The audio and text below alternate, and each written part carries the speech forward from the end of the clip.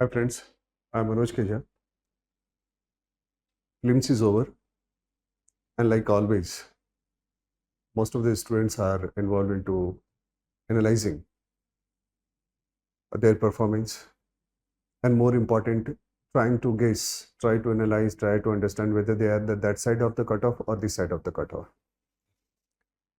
It's a usual story. It's nothing new about it, but don't do so much of analysis, which completely creates a paralysis kind of situation to your preparation. Just come out of it as quick as possible. See, when I say just come out of it, ask one and only one question to yourself to come out of it. Just one question. Do you want to continue your preparation? Do you want to continue your preparation or not? That's it. If you want to continue your preparation, continue. If you don't, quit and find some other alternate career. And that's it. Nothing else. Nothing else. Because we are what our choices are. We are what our decisions are. Learn to take decisions. And it's a very important criteria to move. And that's why I say, when PT is over, what next for the mains 2022? Now, I'm not saying anything new, but you will have to understand that mains is all about skills. It's not only about concepts. It's more about skills, which is going to be tested in those 3 hours. You write approximately 20-21 hours in main examination, and they test you right from, you can say, the history to the 21st century, and in between history, society, economy, etc. Everything means everything, including optional. Now, everything is not organized, structured, and if your recall value is not very high, you cannot do anything. You cannot perform well in the mains. And so it's very important to understand that 2 things is going to be tested, and 2 things which makes you to qualify main examination, and that is number 1, analysis, and number 2, expression. So altogether, if you look at mains, there are 3 things. Number 1, concept. In any case, concepts are the foundation. Until you are conceptually very sound, you cannot do anything. But when it comes to mains, I assume that when you do your preliminary examination, at least 60% of the syllabus of the mains is also done, or 70% of the syllabus is done. Only few areas are left. So the first thing is concept. Second thing is it's a kind of test of your perspective. When I say perspective, how do you see anything? That's it. Which is completely different from the preliminary examination. In preliminary, you are not tested how do you see. It's objective. It's a fact. But here, your opinion, analysis, and perspective is being tested. Perspective simply means how do you see anything. And third is expression. How do you capture your thought process? And then how do you express it to the examiner? So this is something that you will have to practice from now. These are the 2 things on the basis of which you are going to assess yourself, your milestones, your direction of the preparation. Now the next point in the main examination is identifying the gray areas. See, when I say gray areas,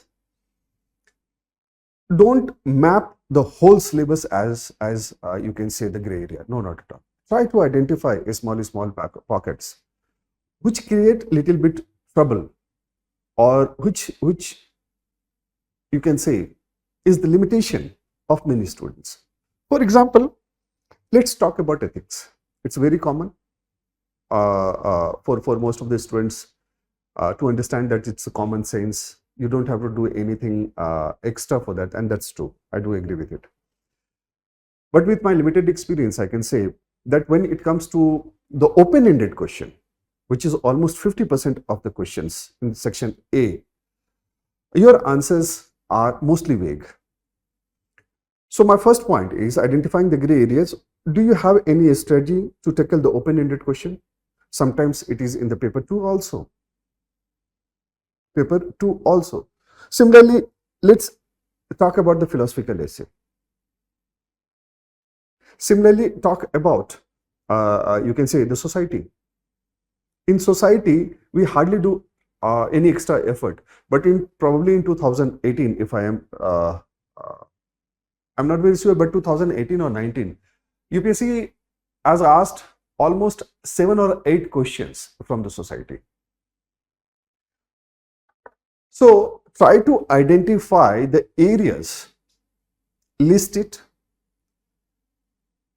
which creates a little bit, you can say, which might create a little bit trouble for you. And what is your strategy for that? Time management is the crucial and the most important of all, because whatever you want to do, you have to do in the next 3 months. That's it, as simple as anything. So you cannot afford to waste a single hour. Just forget about it. You cannot afford to wait the result, not at all. And that's why in the beginning itself, I had told you, you have to simply ask one question, whether you are going to continue this examination or you want to quit it. That's it, very simple thing. Now, as far as time management is concerned, you have to list, number one, your priorities. You cannot move according to the design of the coaching institute. No, not at all. You have to practice according to your priority. You have to prepare according to your priority. What is your priority? How do you list GS? How do you list answer writing? How do you list optional? How do you list essay? What is your plan for the current affairs? Because there are, you can say, most of the areas are already done. The only thing is that arrangement, understanding the resources, fine, and then embedding answer writing into it.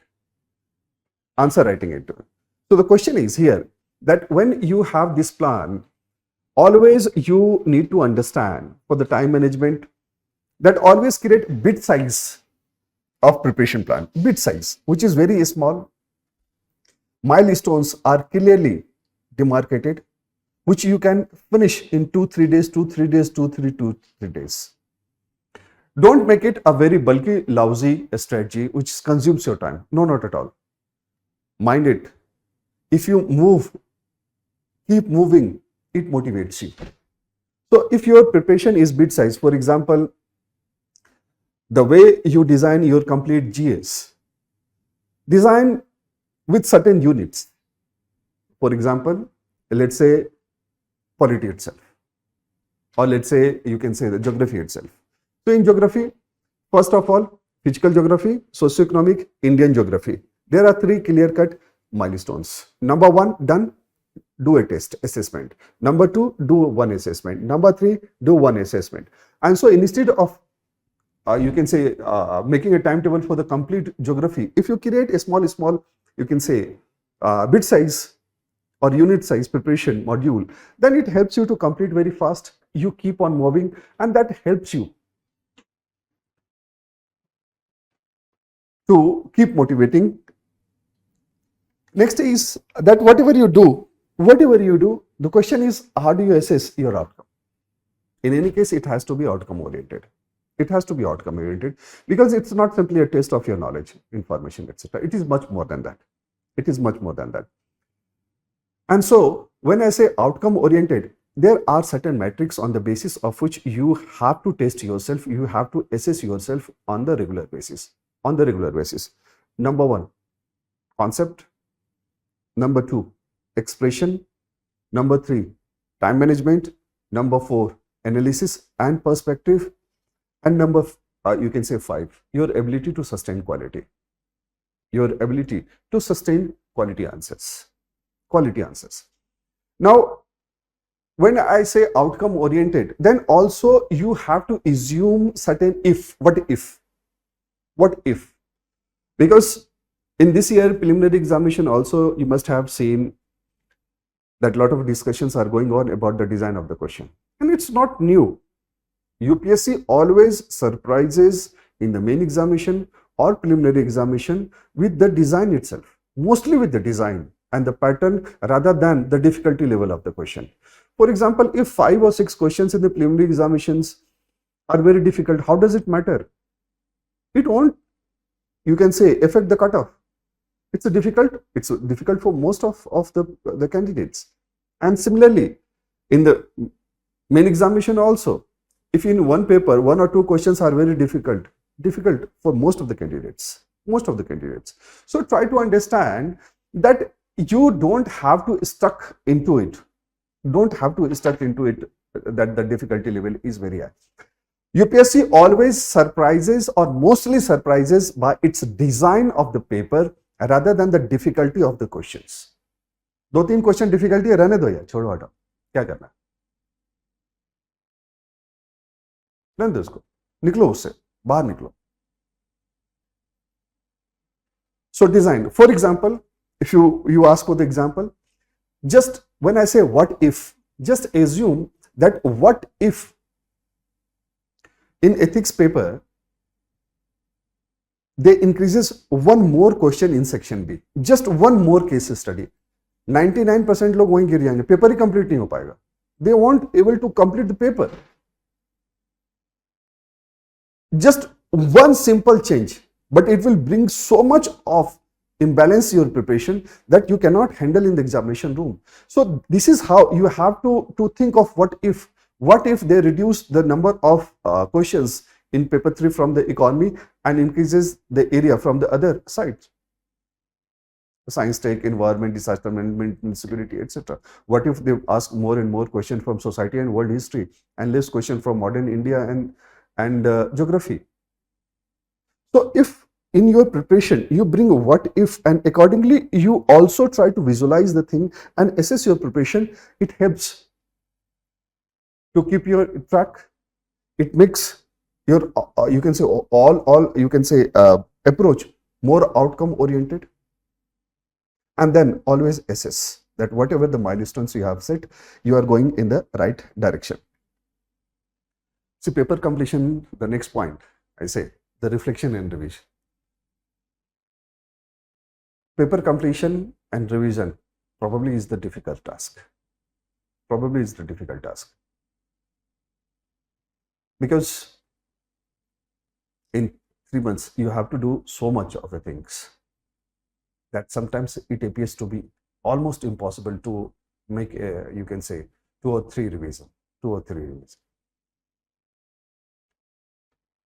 See, this main examinations stage is also about spontaneity. Spontaneity in the sense, once you have started writing in the main examination, for the next 3 hours, you are keep writing. The design of the complete paper is such that you are not allowed to think. Whatever it is here, it's completely your subconscious brain that helps you to keep moving. Spontaneity comes with the recall. If your recall value is very fast, then you can maintain the spontaneity, you can sustain your quality, you can complete your paper. But if the spontaneity, if the recall is not fast, good, then it may create some trouble. It may reduce your pace. And so for the revision, the best way is through the reflective exercise. That you should do reflective exercise simply means take 5-10 questions from the each unit. And then you don't have to solve it. Just see and think.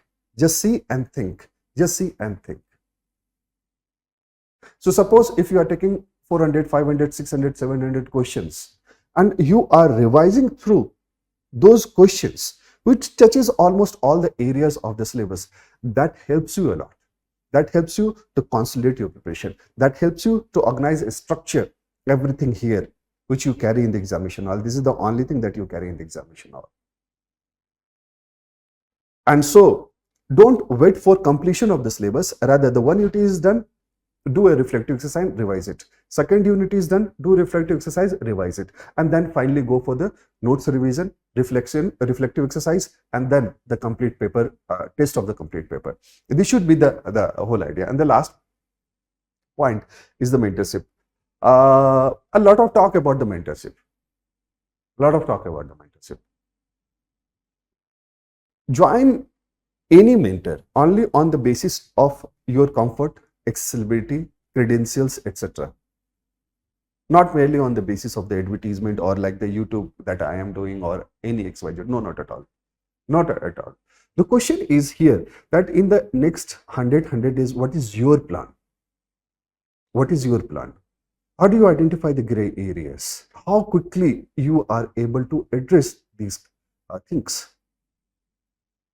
These are the requirement that demands, you can say, to join any mentor or to get any mentorship program sort of thing.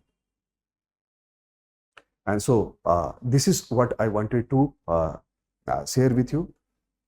Just one thing which I would like to remind you, that come out of this analysis paralysis of the preliminary examination.